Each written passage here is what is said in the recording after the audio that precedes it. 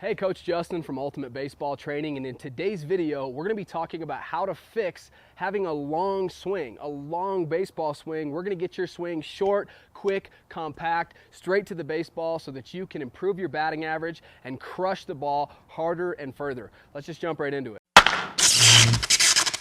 So I'm really big on figuring out what causes certain things in the swing, right? We can all talk about the effects. What's the effect here?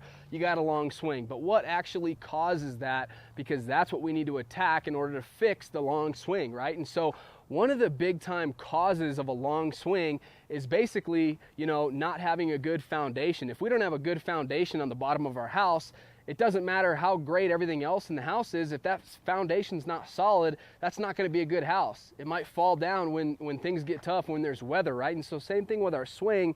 And I'm not talking about your stance or anything here. I'm talking about your launch position. So we've talked about, what a good launch position looks like in other videos on the channel. I'm not going to go into great detail on that, but as we load and as we stride forward, when our front foot hits the ground, this is known as the launch position, all right? And you should look something similar to this position here.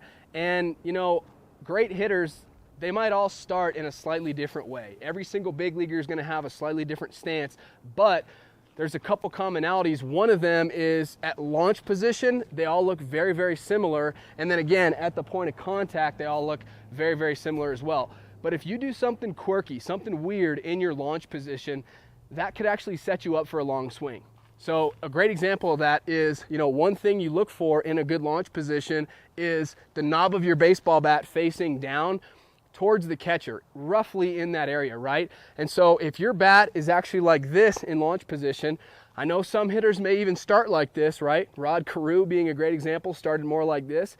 It's fine if you start like this, but at your launch position, that knob has to be facing down that way. It can't be facing towards the first base dugout. It definitely can't be facing the pitcher. And if it is, if this is your launch position, if this is what it looks like, it might look like you have a long swing because you're just dragging, this elbow's dropping, and you're dragging the bat through the zone like this.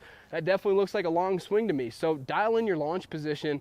That's the first thing that I would check for if you see a player has a long swing. Another thing that could potentially be causing a long swing is actually hitting the wrong part of the baseball or focusing on the wrong part of the baseball, right?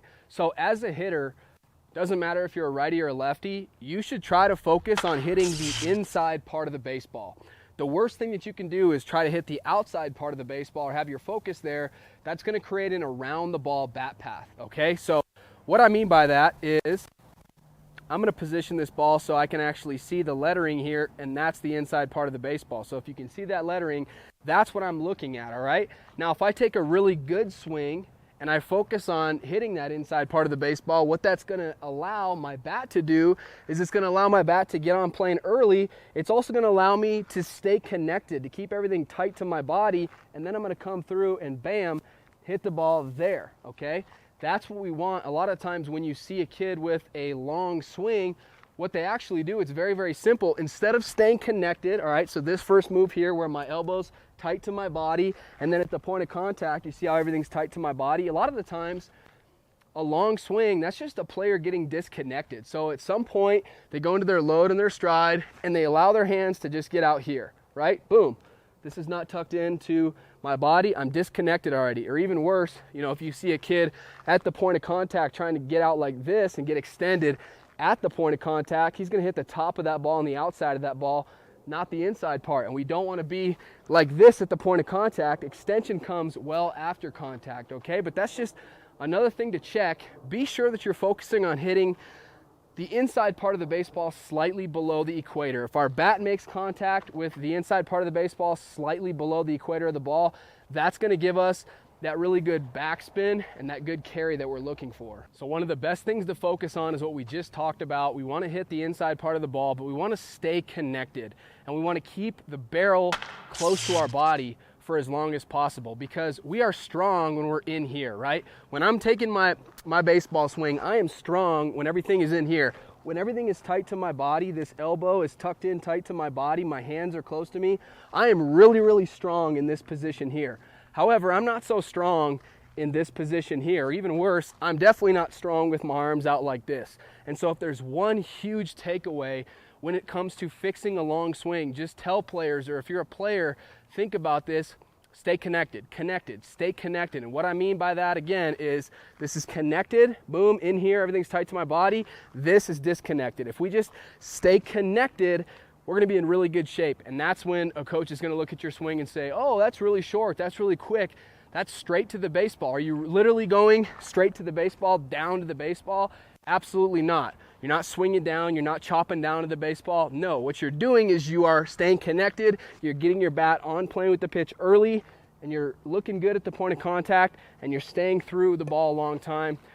So then you're gonna have a quick swing. And probably the best drill to reinforce everything that we talked about today, staying connected, it's the Robinson-Cano drill, otherwise known as the fence drill, right? You've probably done this drill before, but you basically put your tee really close to the fence and you work on, staying connected, because if you get disconnected, if you have an around the ball bat path, if you let your, knob get too far away from your body, you're gonna end up hitting that fence. So do that drill, get by a fence, get by a net. If you're, really bad and you're nervous about, my swing is really, really long recently and I'm nervous about hitting the fence, don't ruin your bat or anything like that.